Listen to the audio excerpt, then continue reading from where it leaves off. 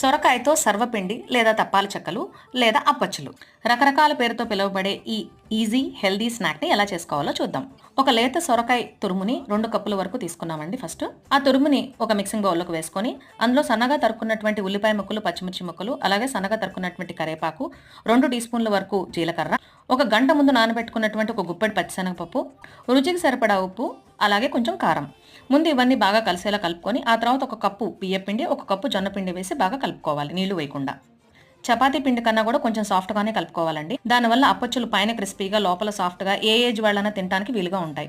అవసరాన్ని బట్టి కొంచెం నీళ్లు చిలకరించుకోవాలి. ఒక పెనం తీసుకొని స్టవ్ మీద పెట్టక ముందే చూపిస్తున్న విధంగా ఒత్తేసుకొని హోల్స్ పెట్టేసుకోవాలి. ఆ తర్వాత ఆ హోల్స్లో నూనె వేసేసుకొని మూత పెట్టి ఒకవైపు కాల్చుకోవాలి.